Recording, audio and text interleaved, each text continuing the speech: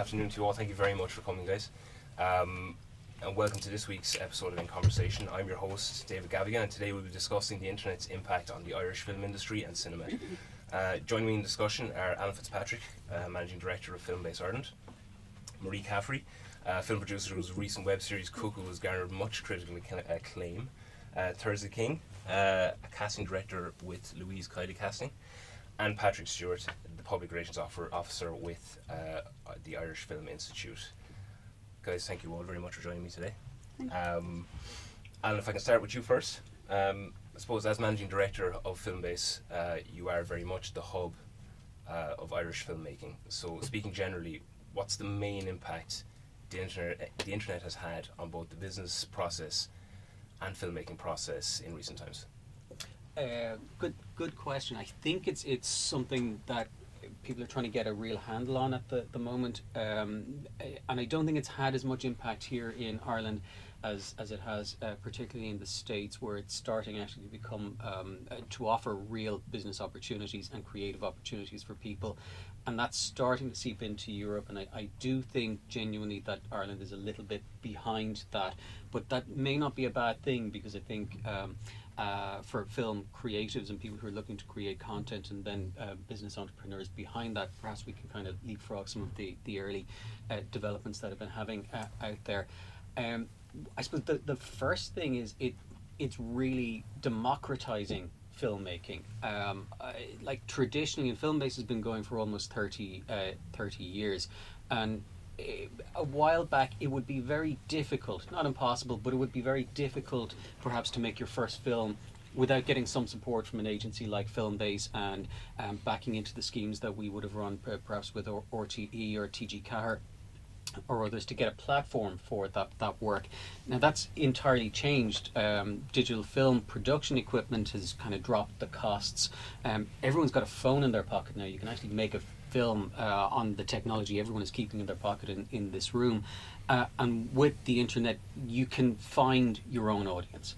Now that's not easy. It's very easy to say that exists. The potential for that exists, but it is possible, and we're starting to find and encouraging people to find ways to create their own films and then to get them out there to audiences without needing to come through us or a traditional gatekeeper like RTE or a broadcaster or anybody else. So that's becoming possible, and within that becoming possible, I think the opportunities are going to start becoming much more apparent for people over the next couple of years. Possibly, I mean, I think we might come into it maybe a little bit later in the discussion. There are some very interesting examples of how that is developing in a world context, and what that may mean for people who spot the opportunities here in Ireland. But I think maybe just to allow other people to come in and kind of just say, I think that may be where we're at in the industry at the moment. Okay. I suppose, how has the internet enabled the nature of your own work at FilmBase? It's widening the opportunities for people. There is the Storyland initiative at RTE, and Marie, I think will certainly be able to kind of come in and offer a perspective on this, which again is finding another way to find filmmakers. Now that's not something that we're involved in, but the people who are making Storylands tend to be the people who are coming into FilmBase as well. Okay. And all of a sudden they're finding they have another way of creating work and connecting with an audience. And it's different because, if you make a short film, usually what people are trying to do with a short film, which might be 8 minutes, 10 minutes, 12, maybe 15 minutes long, but they're trying to make one self-contained little piece. They're trying to make a very strong piece of work that shows that they're good storytellers, that entertains an audience, that informs an audience, but is one bite-sized piece of work. You watch it, and then you move on to the next thing that you're going to watch. Whereas the internet does allow for what has started to become very popular, which is the web series concept. And you come back and you watch another episode, or you develop a story over a period of time, and that's a very different form of storytelling. That is storytelling which is designed to develop over time, and it is more akin to television than film. So I think those storytelling structures, by osmosis, they're going to start seeping in, and I think the emerging filmmakers may start thinking about stories in a very different way. So we're at the stage where I think we're beginning to see a shift, and it's slow at the moment, but it is there, whereby people are starting to move away from thinking in very traditional film making, in a very filmmaking sense, and into something which is just content delivered in a more regular, recurring, ongoing format. You think it's slow? Yeah. Okay. Yeah. Oh, sorry. I would have just thought from my own point of view. I would have thought it would have been a lot faster. I would have thought it's gathering pace at the moment now. But you do think it's still quite slow at the moment? Relatively speaking, I do think it is, and probably because, you know, the honest answer is it's easier to make one single standalone piece of work than to make 4 or 5 or 6. So for someone who may not have a lot of resources, who may not have the backing behind them to go and make it, getting friends, getting equipment, getting locations, getting everything in place to go and make one single piece of work. It's still a big undertaking, but to try and do that maybe 6 times over is a much bigger undertaking. So people doing that completely independently is slower to take off. But it is starting to happen, and we are getting a lot more requests. I mean, we get a huge amount of requests every week. Someone approaches us looking for independent support for a short film. And we're just not in a position to help most of those people. But now we're starting to see an increasing number of requests coming in for people who are making web series. Okay. So it is starting to happen, but still I would note that the number of requests certainly is still majorly stacked in terms of, let's call it, more traditional filmmaking. Okay. You work closely with emerging filmmakers. What opportunities has the internet made available for filmmakers to jumpstart their careers that might not have been there in the last 15 years? I think the biggest one is to be able to find an audience. At FilmBase, we will get, for any of our funding schemes, we'll get 250, maybe 300 applications for a round, and we can fund 2 projects out of that. So it's a very, very, very small number of the people who come to us for financial support that we can help. But if you can, and so what we never want is the responsibility of being the people who say, yes, you can now become a filmmaker because we have given you this support. We very much want to be able to say, well, we can support a very small number of filmmakers and perhaps make that journey a little bit easier for them. But anyone else should still be able to go and make work themselves and to find an audience. And I think the internet allows the possibility that you can create a buzz about your own project. Crowdfunding allows the possibility of raising some money for that, completely separate to the funds we or anybody else would have available as a funder.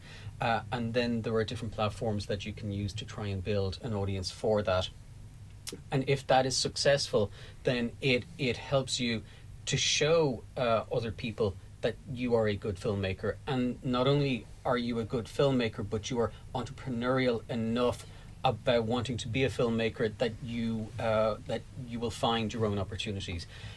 So that's really, I think it's inspiring, and I think it's empowering for people just to know that those opportunities are there, that they can create those opportunities for themselves. Marie. Hello. You recently produced the award-winning web series Cuckoo. I suppose for people that don't know what that is, would you like to explain? Yeah, sure.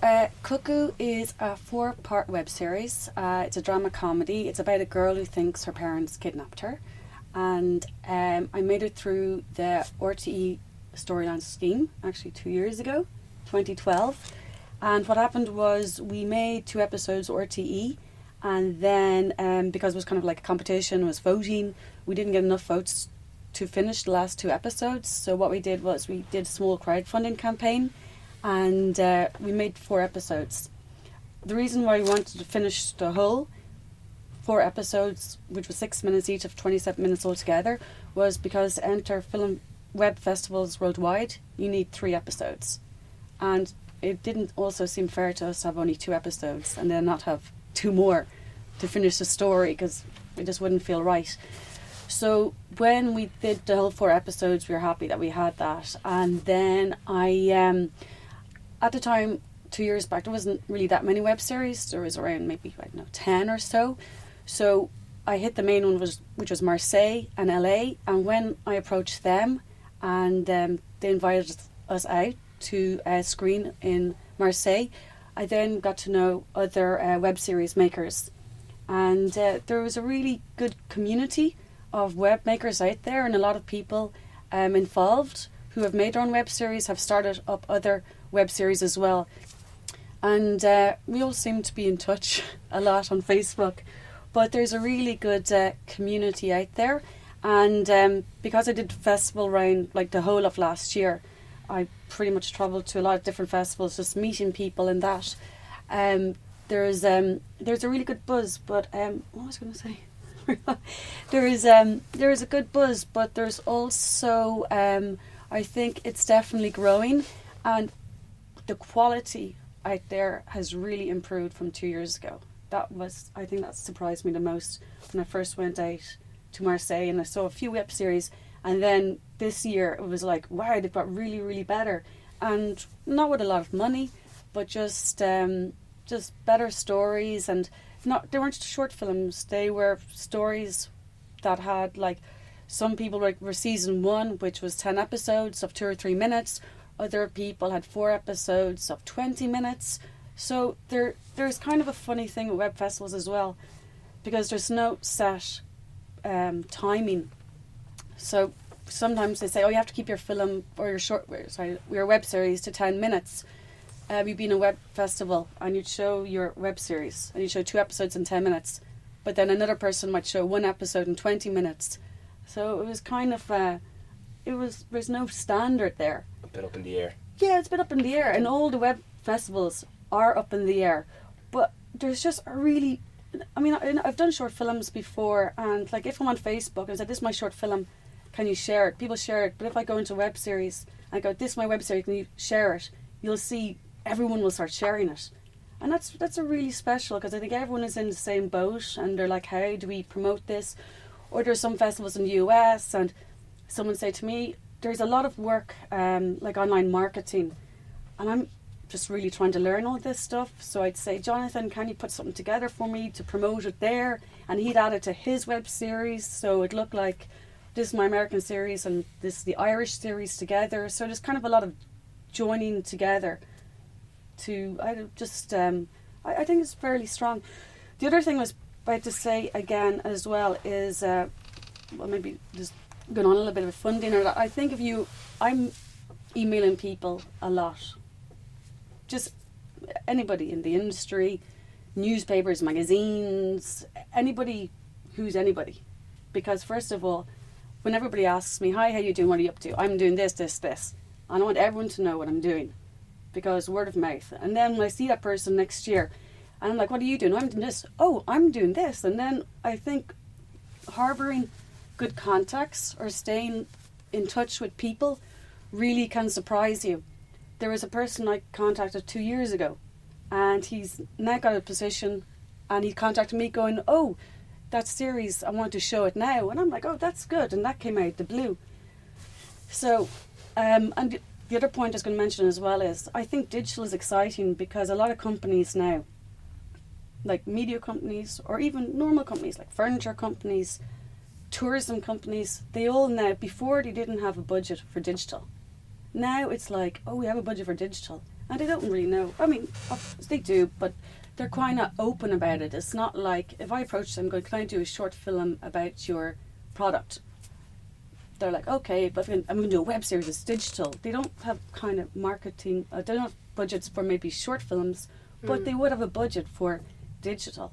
And I think that's nice. So you can kind of maybe show them your past work, and then you can get in there, and you don't need a lot of money. You can say, look, I can do a really good web series, a couple of little short pieces for very little money.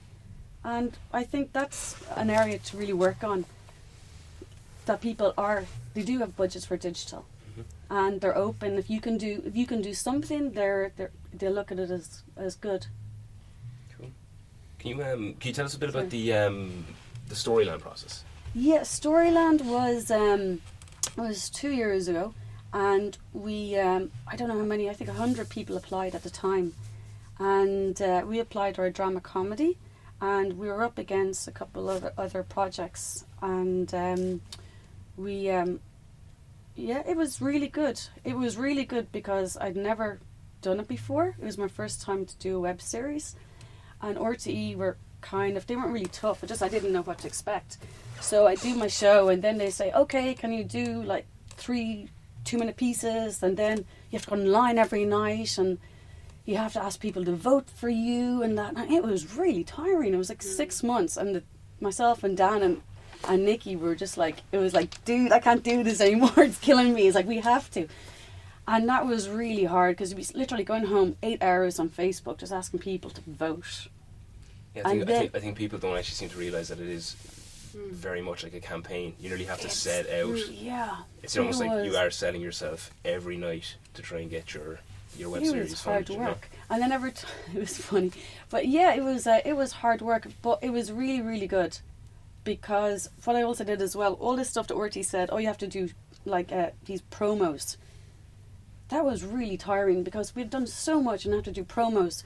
But when I was applying for festivals, they asked me for so much. And I was like, okay. And I'm still using all this backstage footage. I'm still... so it was really good to have all that. And it was really... and then when I went over to the States, to the festivals there, and you see what the people have done over there. And they've done so much.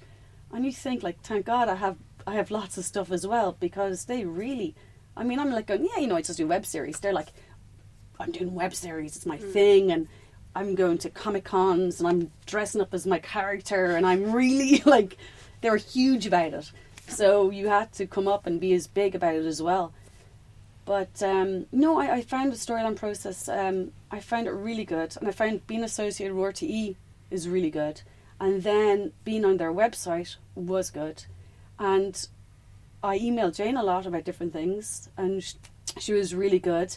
I even asked her for a reference, so I was like, I want to apply for this, can you give me a reference? And she did, a really nice reference. The contacts that you've made from it alone. Yeah, so they were really, really helpful. And the thing about it is, though, I've only made 4 episodes, so I'd like to continue the process, because it would be, I want to continue it because I'm really attached to the story, but also I want to see how far I can push it. And when I was online talking to people on Facebook, I don't know, as a producer, I know it's everyone's baby, but I'm there doing the Facebook messages. I'm asking people to look at it.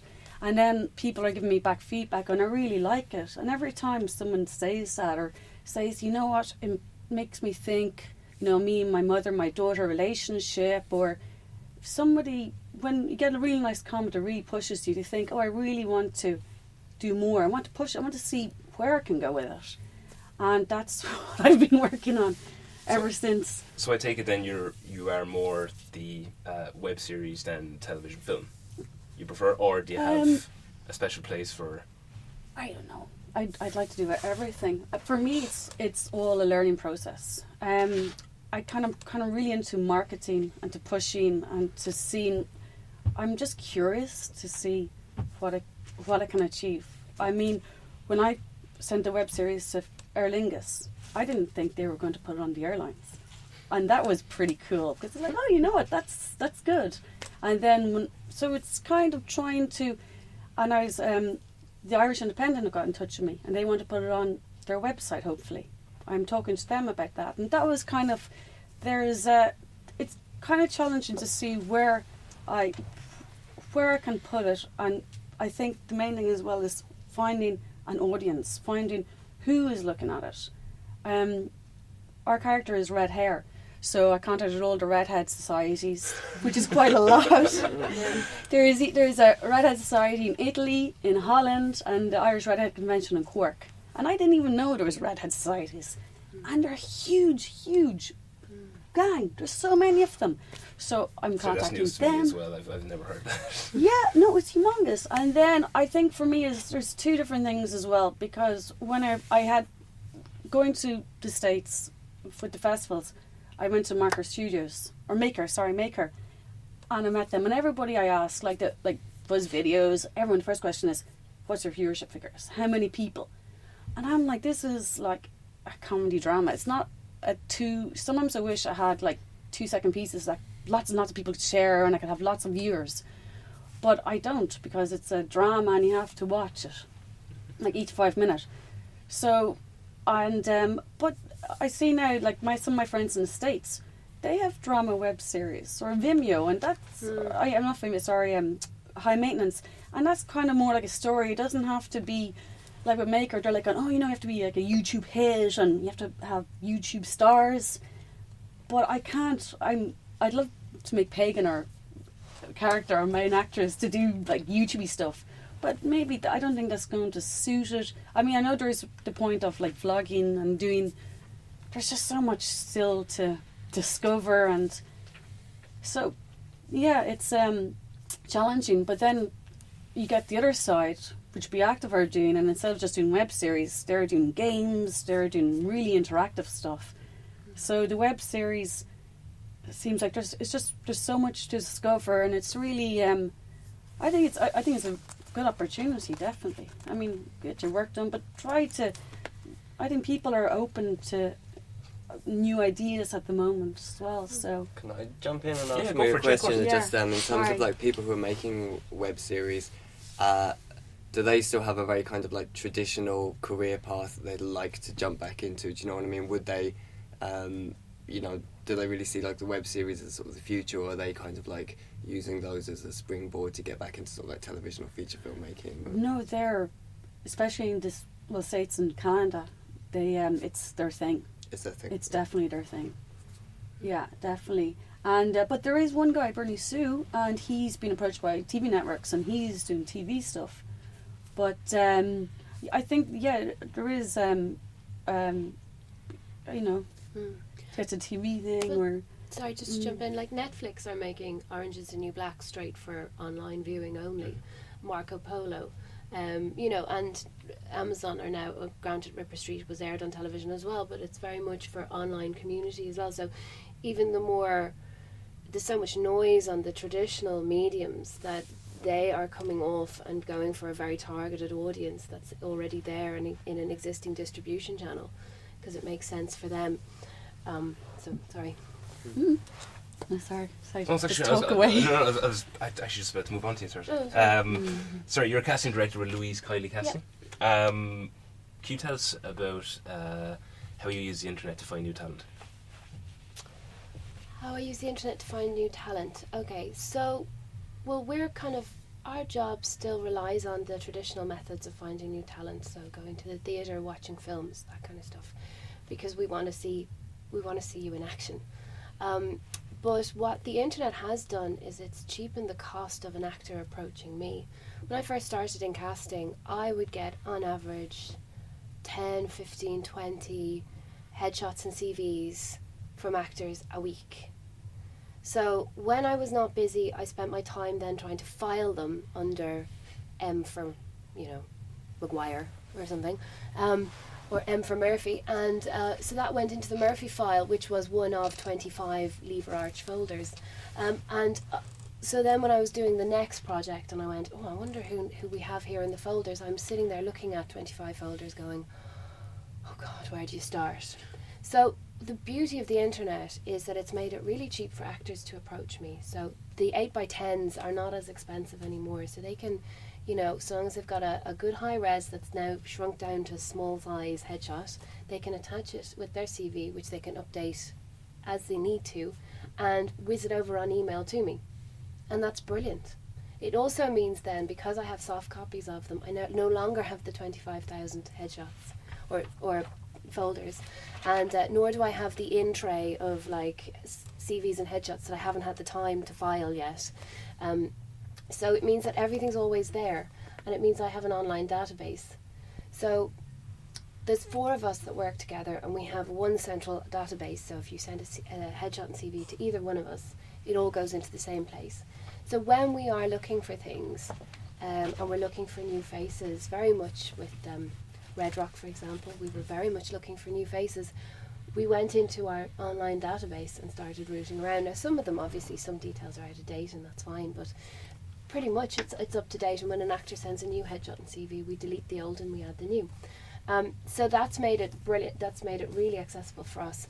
So there's no need for the folders, which is great, because I never forget one folder that I had. The first photograph that you would have is the one that you see the whole time, because you open the folder, there it is. I didn't even know the actor.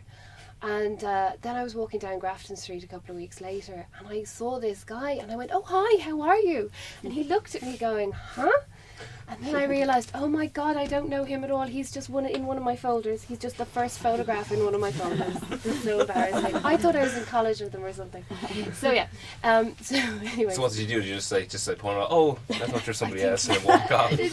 I don't know what I said, to be honest. I'm sure it was more on a mumbling level than anything coherent. But so that's really the major thing that it's done for us on New Talent. It also means that with people who get involved in web series or short films that they have Vimeo links to, they can also send us that. So it's not waiting for the filmmaker to finish the film so they can have a DVD copy, to go to a post house, to pay them, to copy it 10 times, to put it in the post. That's a lot of money right there. And there's no guarantee that anybody ever put it into their DVD drive. So with a link, it's so much easier.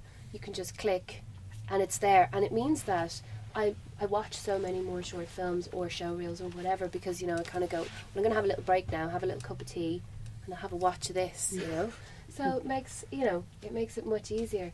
So that's certainly the two main reasons, main areas how we find new talent and how the internet has really, really helped. I would imagine then with that, though, there's also the downside of the fact that you got 25 or 30 CVs a week. So I'd imagine that probably, I don't know, multiply it by 10 because it's so easy to send it in. Yeah, it's funny. Like if I was to ask you, how many CVs do you get a day now? Yeah, do you know, it's not as many as I used to get. Really? Yeah. I did a course a couple of weeks ago. It was a day-long course with actors who had credits, so there was a level of professional actors in the room. There was 30 of them. And the lady who was running it said, "Oh my God, you're going to be inundated now with emails, 30 emails." I said, "No, wait till you see it, I'll only get 5. And sure enough, I only got 5. I think also the email, because it is so easy, or it feels maybe perhaps a little bit more personal, putting yourself out there because you're contacting someone directly. Maybe making a letter and putting it in the post is a little bit more distant or something, but I seem to get less emails than you would think, which is strange. But yeah, I mean, if anyone is thinking about sending an email, please either make it personal or put it into blind copy, because it's never nice getting your headshot and CV included with your email included with 150 other ones, random ones, and nobody likes that. So that's just a little tip. Has there been an increase in the amount of funded web-based dramas that you're casting for? Well, to be honest, I don't really know the answer to that question. Okay.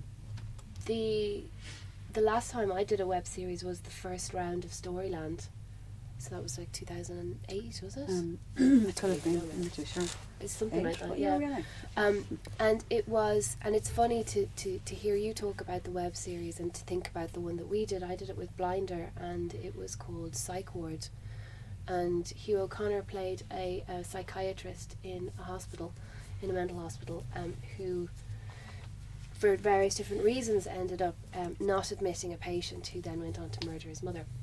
So it was very much, looking back on it now, it very much was grounded in a very television-based series kind of format that was just shrunk to fit the web, because it was still had, I mean, I don't know how long the episodes were, but I think they were about 10 minutes. Can they be 10 minutes? Yeah, so they were quite long.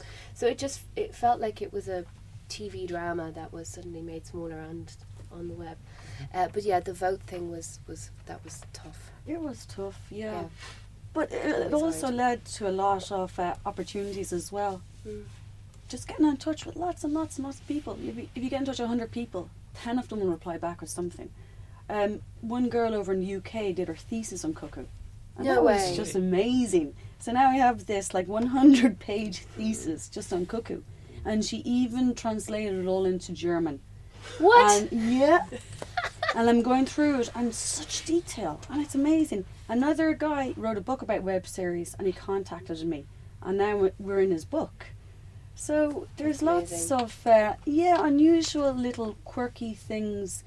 That's a physical That- printed book, is it? It is. I could have brought it in. Yeah, it's... But you obviously it's- never expected something like that. I can't No. imagine you never expected I- a thesis to be written about it. Yeah. That's No. something. Did she No, it's notice funny. anything that you guys hadn't noticed? Or did Yeah. she come up with any ideas She- that you hadn't? You hadn't. No, but she mentioned my thin legs. And I was like going, well, a woman with thin legs comes out of the shop, and I was like, they're my legs. But it was really, and it was really. It's funny that people, I didn't know, just who might see it and like it, and then do something with it that I wouldn't have thought about, and it's really nice because it's a lot of hard work for one person, or one person. I mean, I know the writer and director have done different things, and I'm still stubbornly marketing and pushing it.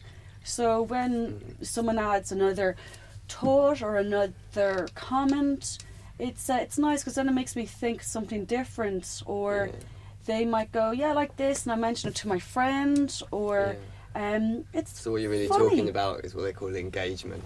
Yeah, You've engagement. got, once somebody votes or they contact you or they see it in their friend's feed and they like it, or something like that, that's a level of engagement that, is not passive kind of.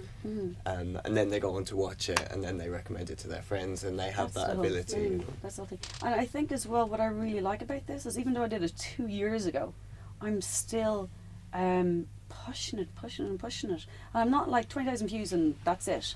I'm like, every time a new person comes on Facebook and likes the RT Cuckoo page, it's like, oh, that's really nice. Who's that person? I want to know more about them. Or there's always, it's always nice. It's not, it hasn't stopped.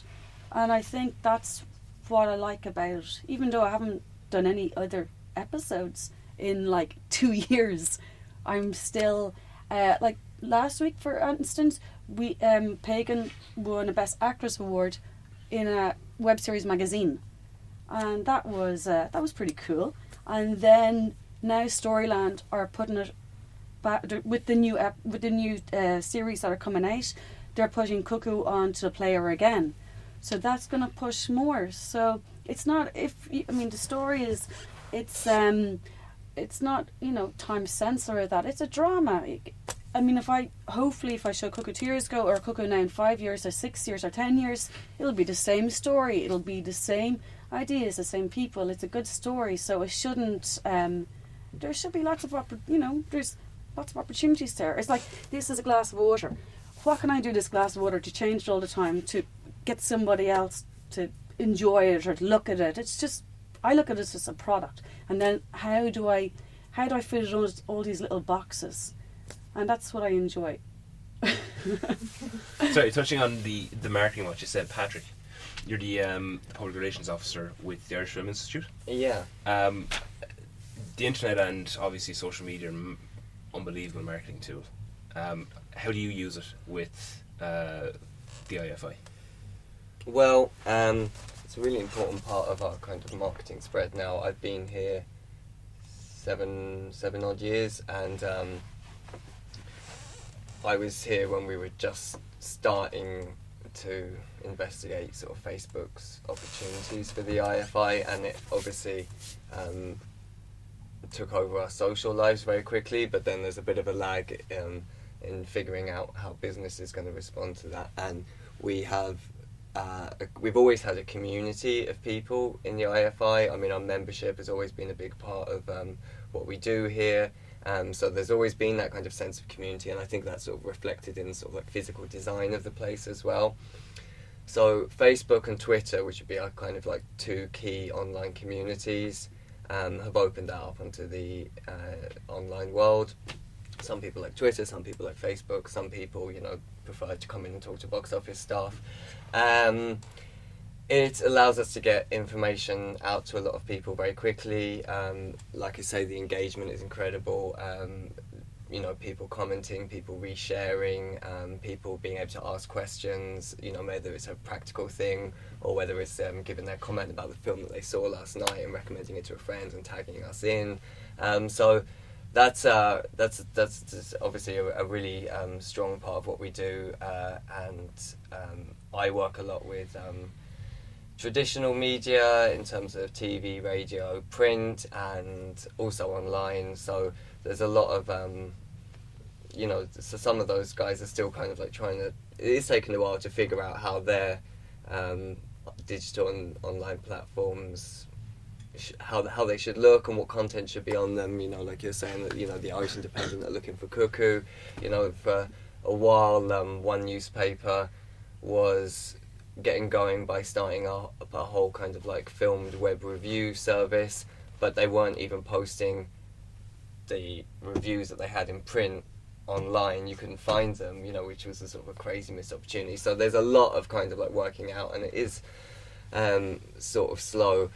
So yeah, it's one of the challenges of social media is, of course, that they build up your community and then they sort of hollow you out, because when we were first on Facebook, it seemed like the biggest sort of gift in the world, that we build up with thousands and thousands every month, another 1,000 likes to our page, and you can break down those figures into sort of what they call organic reach, which is like people who just see it on their newsfeed because of this algorithm spread of what Facebook will show to various people,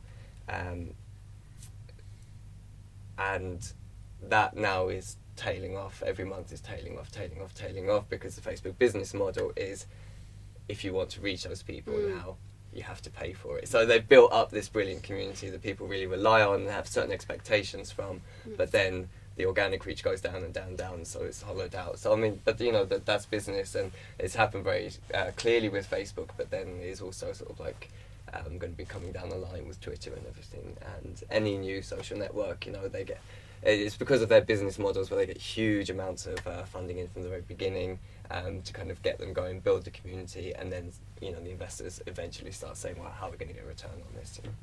Well, I think even just touching on what you said with Twitter there reminded me of like last year I went to see a film, and I think said that like I tagged myself that I was here, and I think, as far as I can remember, I think it was Blue was the Warmest Colour. Loved it, thought it was great, and the tweet got favoured and retweeted. And yeah, it's happened before with like Cineworld or whatever else, but I don't take notice of it. But when it happens with the IFI, I think because what you have here is more than just a cinema. You are the Irish Film Institute, so that when that gets retweeted, I was like, oh, well, great. I think it's community, it is community that's there. That's the way to look at it. But it's quite a different world what we do here to, content that is produced specifically for web. I found it quite interesting listening to you talk about going off to the States to these web festivals, because obviously from feature films, whether they be American or European or Irish or British, it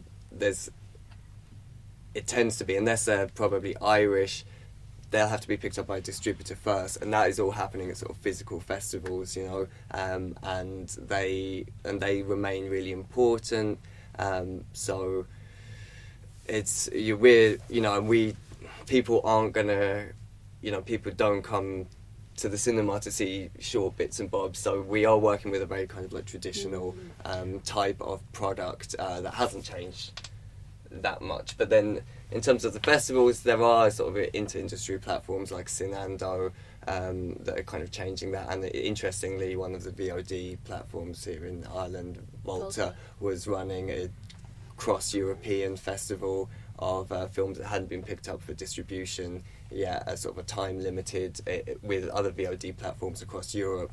So films like Out of Here, which haven't had international releases, we're getting some international play on online festivals, which is maybe a kind of an interesting evolution, but at the moment it's still very physical festivals. Can I ask you a question? Do you find that you get from your community, do people ask you if a certain film is going to be shown at the IFI? Because perhaps they've heard about it online or in other community groups that they're members of? Definitely. And would that would that assist in the curation of the seasons? Um, Would you take that into account? Yeah, it would. We would take that into account, and we would share it with the curators here at the IFI. I mean, the person running the Twitter isn't the same person as the Of curator, course. but yeah, we would, and you'll find it in particular, which is something we'll kind of come on to about like the experience of being in the cinema. You will find people on the internet asking like, are you going to be doing The Master in 70mm? Are you going to be doing Interstellar in 70mm? We've heard that there's so a lot of kind of like classics and people that big screen focus. But yeah, people will say to us, why are you showing that one, or why are you not showing that one? And you're never going to be able to please everybody all at the same time. But there are films that we definitely kind of notice that there are people already asking about, and so that would kind of naturally feed into how we think about It is, because it is starting to happen, I think, particularly in the States now for independent filmmakers. This whole idea of request a screening is starting to build up.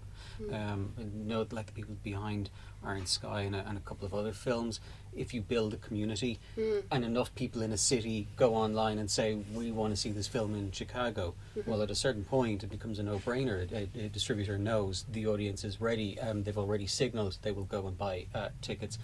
So that's starting to, I think, become a little bit of a tool that the filmmakers are putting in their arsenal now, is to build those tools online. And if they build their audience early enough before they start shooting, that they will then go and request cinemas to go and put the film on. So I think we'll probably see that starting to emerge a little bit more as well. Yeah, well, we haven't really noticed anything kind of in a very formal way here, but yeah, it would, developing head of steam with people asking, requesting, and sort of shaping our programming and questioning the programming, and starting dialogues with people,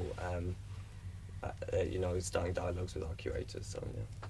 So can I ask what the main challenges you have in attracting audiences in? Well, I mean, in terms of, and this is a really kind of a tricky, complicated area, I think, is in terms of the internet's effect and the internet's challenges to us would be video on demand. So what you're finding now is, whereas we can say traditionally there would be a cinema release, there would be several months through to a VHS and then DVD and then Blu-ray.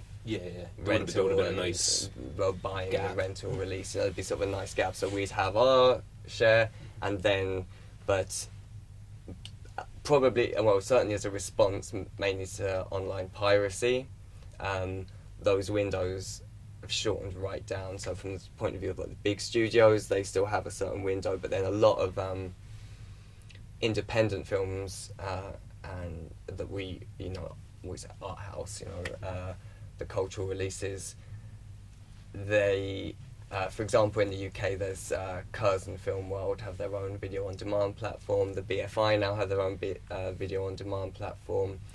Here in Ireland we have Volta, which have deals with various distributors. So those windows are shortening right down to, it's very common now actually that you can go onto Volta or you can go onto Curzon and see something the same day as it's released here. So the impact of that, because we're only one cinema and the video on demand figures are less than transparent, they don't release them. Box office figures in the cinema, get reported every week and there's really clear reporting, but teasing out exactly how that affects us is kind of an interesting game, but it's quite difficult because when you look at it like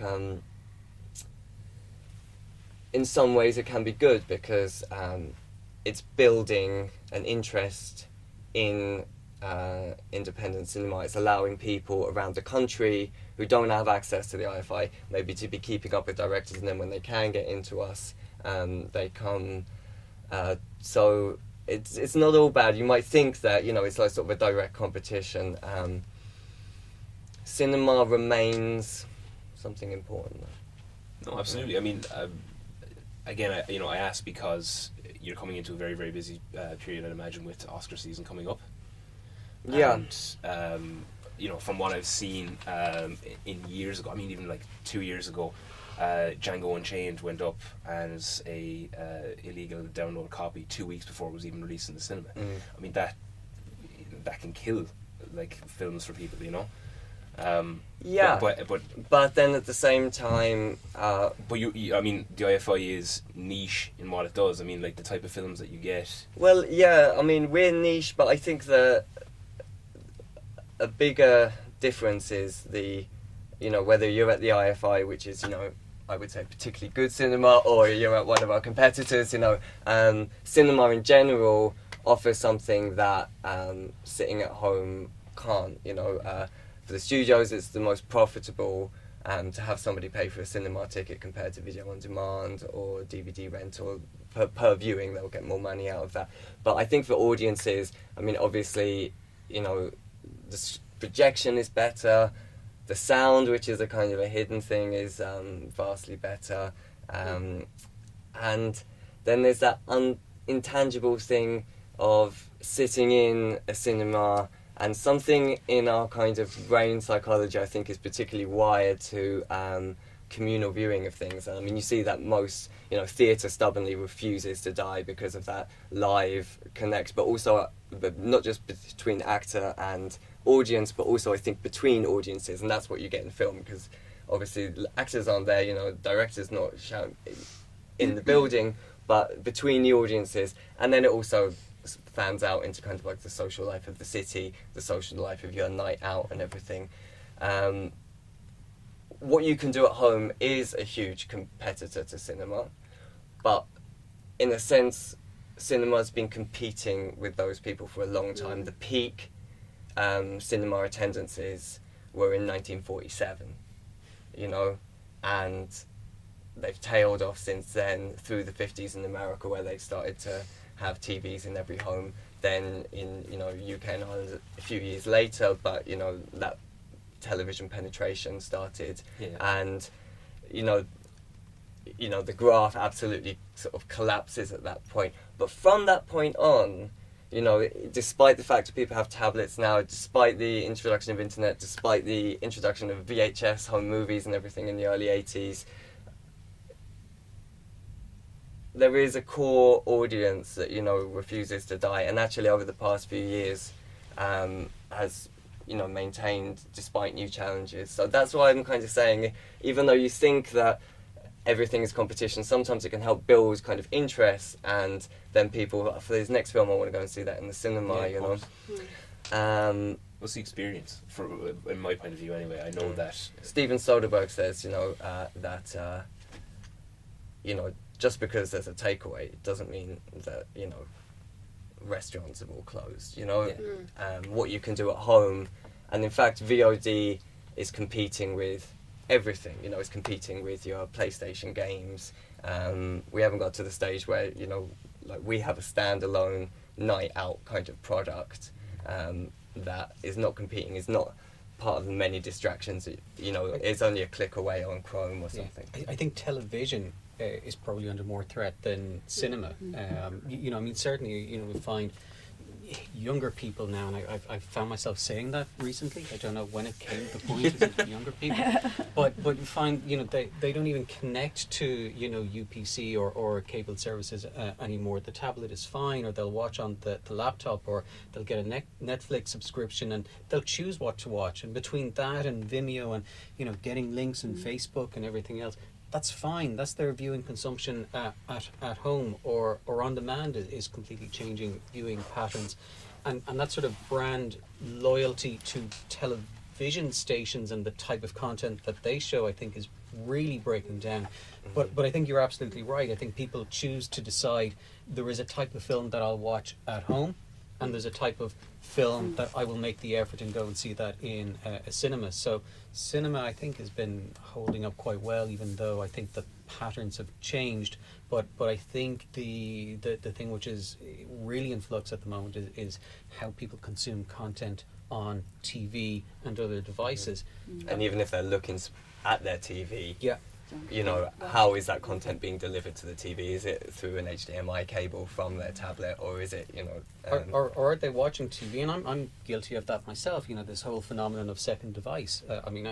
very rarely watch television without also playing on my phone or possibly my iPad, and maybe I'm looking at something completely different, and whichever one becomes more interesting starts to get my attention.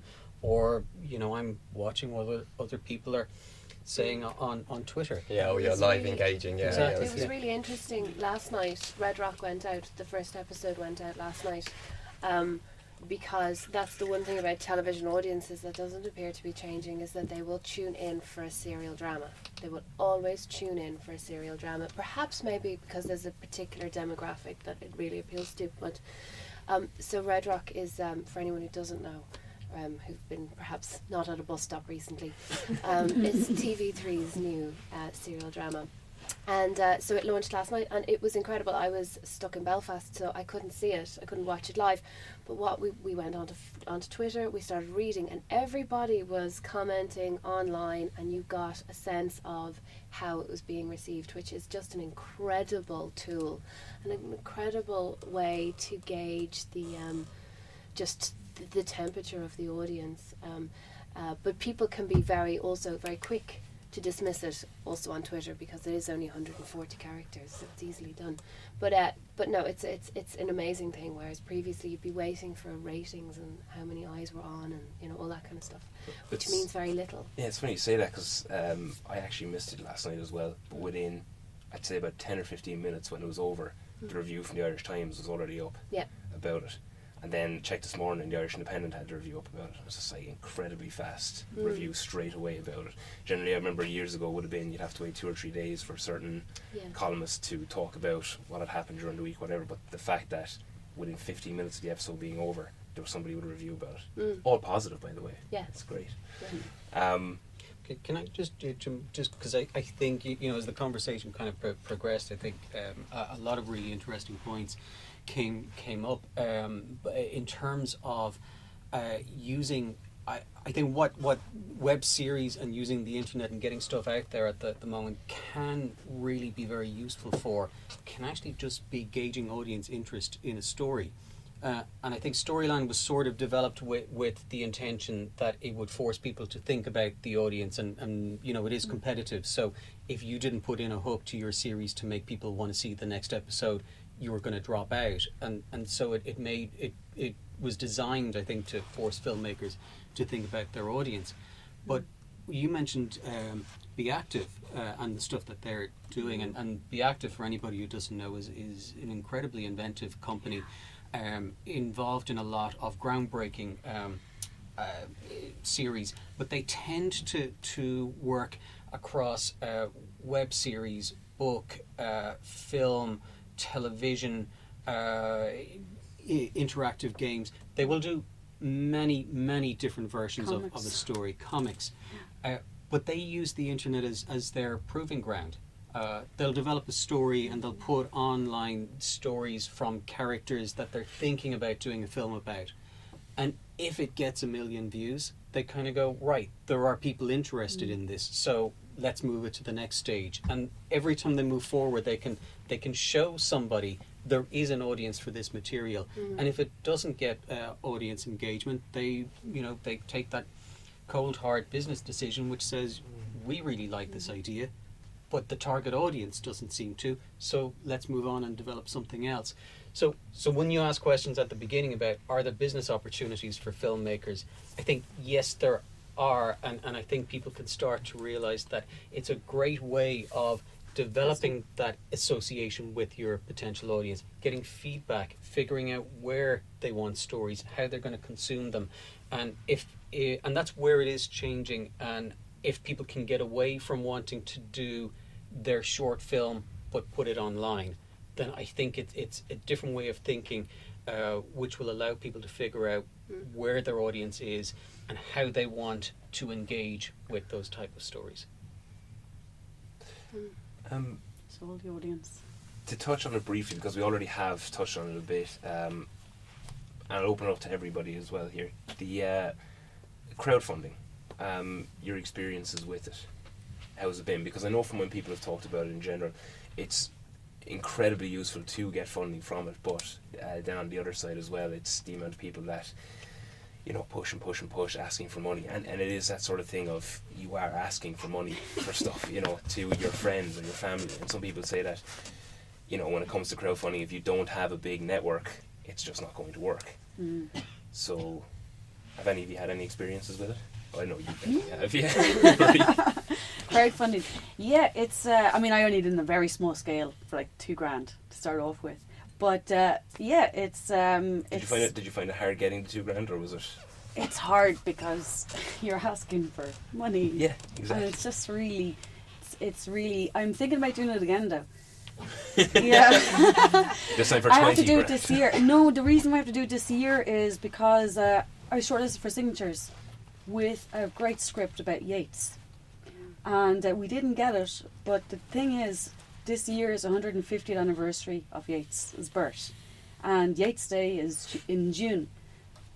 And if I miss not doing the script this year, it's kind of not going to be the same doing it next year. Yeah. So I'm kind of like, with timing, I'll have to do it. So, I don't know. I went to that talk a while back in FilmBase with yourself, Alan. It was the guys who did the Hit Producer, and they did really well. But crowdfunding is the same thing. It's just sitting there 8 hours a night and just every night contacting people. The only thing which I've done now in the last 2 years is I think I've built up I have a list of different people, and when I do my crowdfunding, I'm going to contact all of them, and I'm going to contact them again and again and again. But no, crowdfunding is because I only did it on a small scale. It's I don't know. It's it was just a tipping my toes in, but I think I admire anybody that really gets into it. But especially for marketing, it's brilliant. It's good. Was it easier for you because you had 2 episodes that you could show people already? So you said, this is the product. And I want to complete this product. So it's what you weren't from scratch per se. Yeah, I did it really quickly.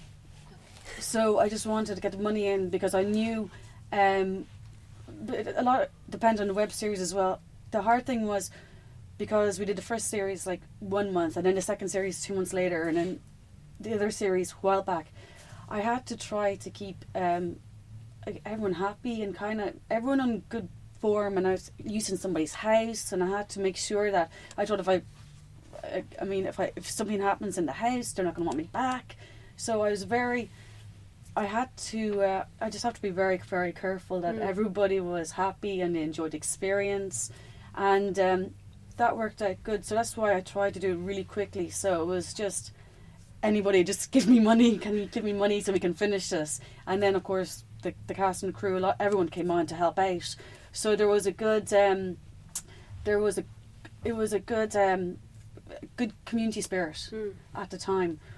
But also a very clear objective, and like you say, there's something yeah. already there and we need to complete it, Yeah, rather than... and then when we did complete it, and then we went to all the festivals, and then we started winning awards, people were really proud to have been part of it and to have had their name attached. And that's what I want to show to people as well, is that anybody who did want to get involved, it was nice. We did stick by our word, and we did get the product out there, and we did get all these really good reviews, and it's nice to be part of. Because it's I don't know, I like people to be part of something and to feel good, and if they like Cuckoo, maybe they'll support the Yeats project, and they'll think that okay, Marie does good stuff, so I want to be attached to that. Yeah. I have a quote here from Robert Levine, who wrote an article for the Guardian newspaper back in 2011. He says, although the internet has expanded the audience for media, it has all but destroyed the market for it. So again, as we've touched upon already, one of the major challenges is piracy within the industry and how it affects the earnings of artists and distributors. Is that an issue that any of you have come across yourself? I know I've talked to yourself already, Patrick, about it. But yeah, it's funny, like my dad is a guard, and I've talked to him about this. I said to him, on a scale of like 1 to 10, how big a problem is like piracy in the country? And he was like, doesn't even measure on it. I was like, really? He's like, yeah, it's quite low, piracy. Yeah. And it's the same in the UK, and it is gathering pace, but compared to the States, it's just... But in terms of, certainly with television, it's very visible and it feels very tangible, because television broadcasters don't have the budgets that they used to have to make homegrown drama. But without making homegrown drama, they're not necessarily an Irish broadcaster competing within the Irish, and the audience will lose a sense of identity with them, because they'll just be another. But where they get their money from is obviously through commercials and selling airtime. So what's happening is that people are watching things online. They're watching them on demand, and or press the series link on the box thing, and so they're not watching commercials. They're fast forwarding, And so there's the one or two little commercial that pops up when you go to watch something on a player, but that's against because I know my mom watches Coronation Street, and she's learned how to use the player on the television. God love her. And but she knows how to fast forward all the things. So they're not getting the same revenue. So the rate card is being slashed. So they're getting less revenue. So and that's becoming a problem, because it's being a problem supporting the Irish industry then, for from a production point of view as well. I think there's I think there can be a contrary argument to be made about piracy, which to a certain extent it can be healthy if the filmmaker's objective is actually to get their work widely seen, as opposed to make finance off it. And I think at the early stage of people's career, that may often be a more valuable objective, because you may not be getting a lot back in recoupment anyway. And if someone didn't buy a DVD, but they still got to see your film, and you're forging an association with them, they want to see your next one, it can, I think, possibly have hidden benefits. That's not to say that there is money being lost, but I think it possibly depends on what your value judgment on what piracy is doing is. I would certainly think a lot of the early career filmmakers who would connect with us would actually see it as a badge of honour that their film was worth being pirated. And I've had people say that. They've come in and it was kind of like, it was not quite the same as, hey, we're number one in the charts, but hey, we've just been pirated. And it was like, this is great. Who's going to see the film next? Because they knew in financial terms they were never going to get a penny from that sale, but they knew someone put enough value in wanting to see the film that they put the effort into downloading it. I remember we had Brendan Canty on. Brendan is the director who did the director of Hosier's video for Take Me to Church. And he was telling us the story of he made that for about 1,100 euros. And telling us the stories of how he did it was hilarious. Like, most of the stuff was done in, like, his uncle's shed and stuff like that. And he put it up on Reddit and a few other sites and went to bed, and then came back the next day and was like 50,000 views on it. And he was like, whoa, all right. So he's like, well, that's great. 3 days later he came back and it was 500,000. And he was like, oh crap. So yeah, like that, it's great for that. And he will actually be the first person to say he's made a career out of it now, out of that one video. Again, on the opposite end of the scale, it's the fact that, if you've spent so much money putting into a film and it gets pirated, you're not reaping the benefits back from that. But again, as you said, Alan, it's great. It is kind of a badge of honour for people that if they have pirated, then people are interested enough to actually to download it or pirate it illegally. Is funnily enough good, I suppose. Yeah. It's a tricky one. I can't really. I mean, I'm sure that it impacts, but from the standpoint of like our one relatively small independent cinema showing a wide variety of cultural products, it's untangling the piracy issue from our perspective is almost meaningless. But I mean, for the bigger studios, it's something that they're much more aware of and they can show much clearer losses from. But then, like Alan says, there is that kind of hidden level of like building profile, shows people are interested, they're sharing. Somebody who's pirating is telling their friends, oh, I saw that, that's really good. It's tricky. I think it's the movie equivalent of when you used to copy cassette tapes way back in the day and you pass music around. And then all of a sudden you kind of go, oh, actually I kind of like that band. Do you know what, I want to have a real copy of their CD. I don't want a pirated copy anymore. Or I'm going to go and I'm going to buy a ticket. I'm going to go and see them live. I think it's building up let's say, brand association or even just an awareness for the product. So, do you think it'll ever get to a stage with feature films like Tom York from Radiohead when he did The King of Limbs, and he basically just said it's free to anybody? People are doing that. There are people who are doing that. There are some experiments happening where people are trying to give their film away. Admittedly, there are people who are working on budgets where they don't need to return a massive investment on that.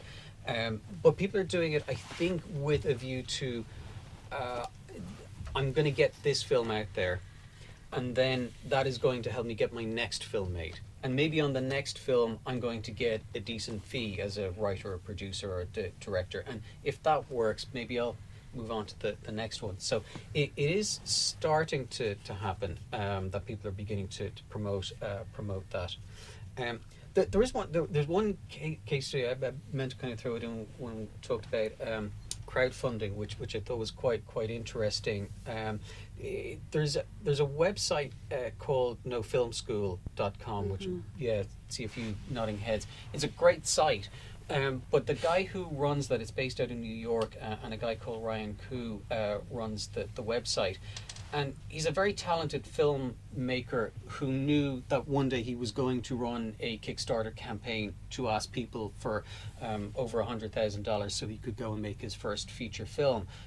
And he knew that Mysterious Strangers were not going to just arrive because he put a call on the internet saying, give me money to make a feature film. So for 2 years, he built the website, put up regular content, wrote a book, an online digital book, which was on digital cinematography, and if you subscribed to the newsletter, you got a copy of the book. And for 2 years, he concentrated on building up an audience and giving them content for free and building an association with everyone, specifically with the intention that one day he was going to call on them to give something back. And he surpassed, at the time, it's been beaten since, but he launched that campaign a couple of years ago, and it became the most successful Kickstarter campaign for film at that point. I think he shot past it, did $125,000-$130,000.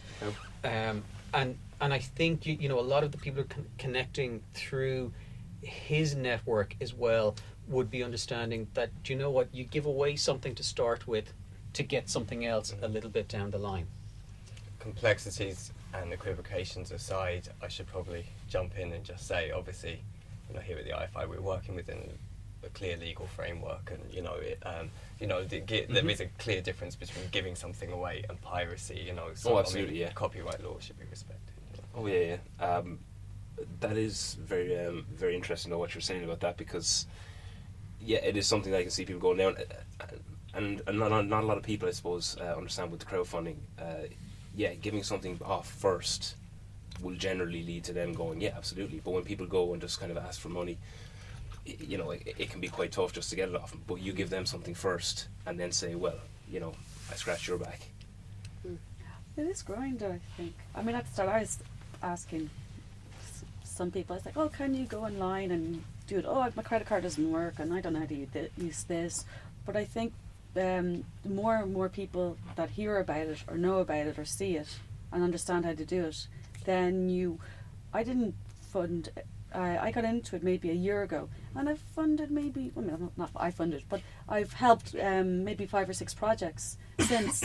So it's kind of like, it is growing. It's definitely growing, and as more people get aware of it as well. Like the students, we run a program for feature film making at FilmBase. It's a master's program in filmmaking, which has been going for a few years now, and of course the students and participants on the program use crowdfunding now as one of the principal ways that they would fundraise.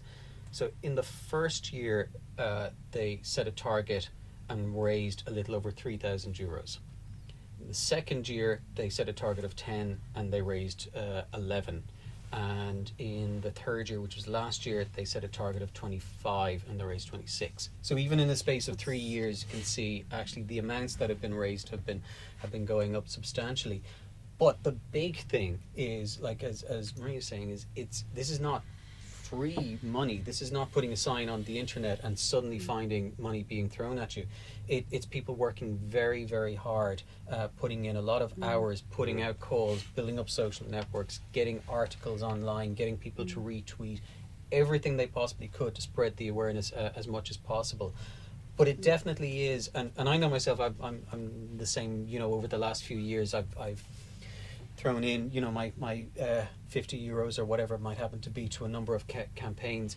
But I tend to back, to be honest, I tend to back people and the call more than the actual project. I back it because someone has asked me very nicely, or I've seen something they've done before and I'll respond to the call to try and kind of help them out. Because to be quite honest, I'm not spending my time online looking to see if anyone has put up an interesting project that definitely needs to be made. But people I'll support. Again, to all of you, what do you think are the major ways in which the internet will continue to shape and change the film industry in the future? That's a tough one. Well, shape and change the industry. Oh gosh. I know we generally kind of... Well, I think that, and it's kind of come through a bit with what Marie's talking about, is that with crowdfunding and the kind of engagement that we have now, I think that it is going to start to change the actual content that is being produced. You know, it's not just about getting things seen, finding new platforms, building engagement, but that's going to feed back through to the artistic side, and we're going to be seeing changes in the actual artistic process, I think. And you can see that, you know, like you said, demanding screenings, demanding that a film of a certain, you know, book gets made, like Monica Mars or something like that, you know. So I think that, you know, it's going to feed right back through into the creative process. Do any of you think television has had its day? I think it's too early to say television's had its day. I do think television is changing, and the question is what it needs to do to change and adapt to continue to stay relevant. I think its patterns of watching television are changing. But television itself, I would never write it off. I mean, it's great because it's a fantastic way of getting to a lot of people very quickly. But I think with the exceptions, Thyrza was mentioning kind of tuning in for live serials. Of course, everyone who's engaged with a serial wants to know what's happening immediately, and there's that danger of someone spoiling the episode by telling you before you kind of catch up. That and kind of live events, or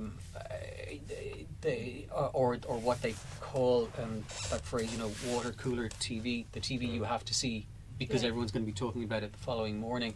If it's not for that, I know I do it. I'll series link it and I'll watch it when I feel like it. And now my television channel is everything that's recorded in my DVR, and I watch when I feel like it.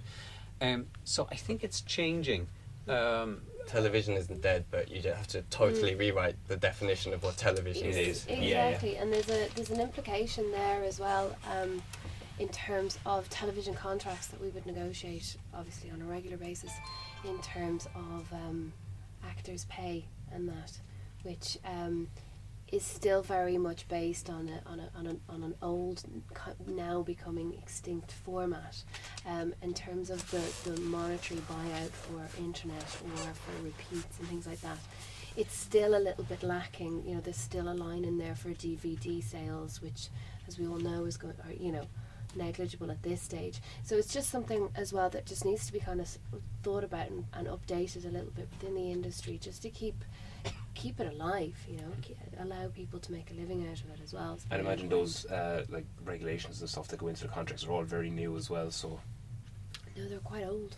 Oh, really? Yeah, that's the thing, the contracts are quite old. And oh, no, sorry, what I mean by that is just for things like internet and stuff like that. Yeah. I mean, they would have been put in years ago when it came about and they didn't quite know what impact it would have because everyone was going to watch it on the telly anyway. Yeah. So just things like that, just to maintain without kind of crowdfunding is great, but at the same time, people still need to make a living out of it, and so it's very important not to forget that as well. It's not many people's bread and butter.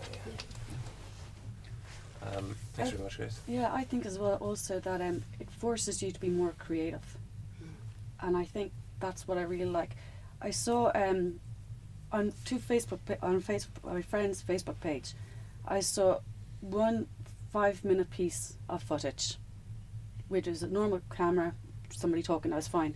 On another Facebook page, I saw the same story, 5 minutes. The only difference was they added in a little bit of animation. And it was exactly the same story, but I just thought that was really original and that was so different, and this has really engaged me. And then I went onto the Facebook page and I had a look, and I think that the whole digital, and that it's forcing you to be more creative and to do something different. And another funny thing as well, I don't know if it's part of it, but I was in Spain last week, and my nephew, who is 5, you know those little playing cards that you used to get with like the character from a show? He had a set of cards, and on the back of the cards it said, "Follow the game on your app." I don't know, but the kid is 5, and then he's like going on to his app to follow the game. And you see people like that. It's really younger people. You know, they're getting them into the whole internet thing. It's like I'm so, I don't know, I'm really trying to learn so much about it and try to immerse myself and get into it, because it's it's, I don't know, it's exciting, I think, Yeah. and it's really forcing you to do different things. I think the broadcasters in general, I think a lot of the broadcasters would sort of admit that from the age of about 8 or 9 to the age of about perhaps 35, they've largely lost the audience. The audience drift off they find content in other ways, and it's only people who might be, you know, I'm speaking broadly, but over 35, who are used to the idea that you come home and you press the on switch and you watch the TV, or kids who haven't managed to manipulate other devices. But in between that that way of connecting with content is really starting to break down. So the interesting thing is, will that continue to change, or will those people, as they get older, revert back to I think what the term is more received content which is directed at you rather than stuff that you interact with. So it's too early to answer your question, I think, but the point is it's in flux at the moment, and no one knows what's going to happen with it next. Cool. Thanks, guys. Any questions from the audience? Yeah. Would you say that television is becoming more cinematic? And would you say that's a direct result of this kind of VOD culture, where they kind of think, oh, people aren't going to go to the cinema, we're going to bring the cinema back home, back to the home viewing context? In areas like Fargo, for instance, where they're making TV series out of films. Yeah, I mean, I haven't seen Fargo itself, but in general, I think, the answer to your question is yes. I mean, you know, you can't go on the internet without finding another article written now about the golden age of TV, and all of the film writers who are migrating to television, and all of the A-list actors who are starting to come across to television as well, because they're getting deeper character arcs. There's some really good storytelling happening in the medium with great production values. So I'd say generally, I think is a great example. Yeah. True Detective. It all started with Damages in, I think, 2007, when Glenn Close played that, and it's if you notice on television, there are lots of strong female leads in television where there just aren't in film. So that was a big instigator. And also, yes, with writers, sometimes it takes 2 years to get your, I mean, you're lucky if it takes you 2 years to get your film made, whereas television, you can come in and the quality of television became better, so it was less selling your soul, and so you could come in and actually make a living out of it. But yeah, exactly, much better character arcs and stuff. And now, yes, with True Detective and Fargo and things like that, they're more linear in the TV series, as opposed to the 22 episodes, which had, 10 standalone episodes, stuck in between the actual story that really had nothing to do with it. Fringe very famously put in one of those in which a character came back to life because they had shot it in a different order, and that character was supposed to be dead by the time we actually saw it within the the series, and they had to try and explain it away. So they don't do that. They're much less, much better and stronger female characters. So the A-list film cinematic actresses are dying to get into television then. It's funny that we're talking about the death of television, but also the golden age of television content. Where you don't have centres of population as well, and where you have young couples bringing up kids who can't go out to the cinema even though they might like to. This television technology has followed. I mean, it affected cinema audiences years ago in the 70s when after it started here, but now it's adapting from TV. So you have the idea of home cinema, where couples, they can't afford to go out, dealing with mortgages and kids and stuff, and then outside of the big cities, you don't have the selection of cinemas like you have here in Dublin and cities like that. Very true. But it's kind of television, it's home cinema cannibalising itself in a way, because it's about different ways of watching it. And, you know, it's because a few years ago it was box sets, but really they're sort of gone now. No, You know, Yeah. and now it's Netflix and all the rest. So. Well, it is. I know. But for yeah, myself, you're right. Like Fargo's a really good example of, you know, where like people's ambitions for a certain story might have been, or, you know, for their careers might have been towards film. You wouldn't have found that many people who weren't, you know, who were working in television who wouldn't sort of secretly dream of like getting a feature film made. Now, I mean, Yeah, it's an it's the end other in way around. itself, isn't it? Yeah. I suppose as well you could touch on the fact as well that, you know, the likes of HBO have come up with something themselves where practically everything they do, like HBO is synonymous with just quality. I suppose anything that they come out with is generally going to be fantastic. I mean, not every network station can say that. You know, they'll always have one or two that they go, nah, it's okay, it's mediocre. But generally, stuff that comes out of HBO, people will go, that's good, I want to see that. Just in relation to TV and film, Game of Thrones is actually going to be shown in IMAX now. Really? Wow. Final 2 episodes of season 4. Oh, I saw that. And there is the first episode of season 5? I believe so, yeah. Yeah, I've heard that, yes. Should be good.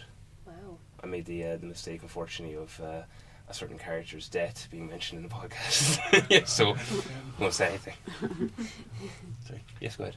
As a consumer, I'd like to ask about web series, because I found that very interesting. And from my point of view, I think the only thing I've watched on the web would be Alan Partridge's Radio Norwich Digital, if anyone knows those. But where do you find them? And is there an argument for there being a central sort of place? I don't know if RTE, like you're mentioning Storyline, do they have a link? Look at the latest web sessions here. Is that something the IFI would do, or would it be crowding your own market? Because I mean, I'm really interested in what you're saying. It's just somewhat different to what we do. Yeah, but you would know so much more about this. Yeah, rather than just surfing, aimlessly. There's a web series channel.com, but there's also but that's a really good point, because your audience want you to find web series. Also, if you go to like RTE Online or any of the major, like Cuckoo screens on Studio 4, which is the French network. So if you go to any of the major broadcaster websites, they usually have a section for web series, or RTE have their own as well. So, but they don't have a huge amount. I think now the Irish Independent, they're going into it. They're looking for new video on demand. That so, or you go Vimeo. There's there's quite a few. Vimeo is an online Yeah. platform that, I mean, High Maintenance, which has already been mentioned, is one that I've watched, and after they made it on presumably quite a small budget, Vimeo ended up cutting a deal with them to keep the series on Vimeo, and they were actually funding it themselves as a platform. But it's pretty experimental at the moment, really, still, isn't it? And I don't think that, like, for the Irish consumer accessing web series, like, there's really clear avenues without it being shared and linked. And I think some of the web series as well are kind of more like reality shows. Some are, sorry. It's funny because I go to cinema every week. I don't watch much TV, and I watch quite a lot of short films, and I see my other friends' web series, but because they're by my friends and my mates. So it's kind of like what I'm hearing recommendations for. There are a few websites that do, they provide links to web series, and off the top of my head I can't remember the names, but if you Google them, I'm sure some of them will come up. but they are ones that are just curated by people who have a passionate interest in finding web series and making them available to good people like you who are looking to find them. But it's a little bit random in that sense, in that it's whatever somebody has found and managed to find a link to. But you'll find those, and that might be a good starting place. Yeah, try Female Daily Motion as well. I'll give you my email. That's the best thing. And what I'll do is I'll look more. What's your name? Angela. Angela. I'll look more into that for you. Yeah, that's it. Thank you for that question. Huh? Fuster. That's the other one as well. Fuster, of course. Any other questions, guys? No? Okay, cool. On behalf of myself and InConversation, I'd like to sincerely thank our panel for their input into the discussion today. And because it is still early on, wish them all a very happy and prosperous new year. I'm going to be that guy who says that. So yeah. Thanks very much, guys. Thank you. Thank you. Thank you very much.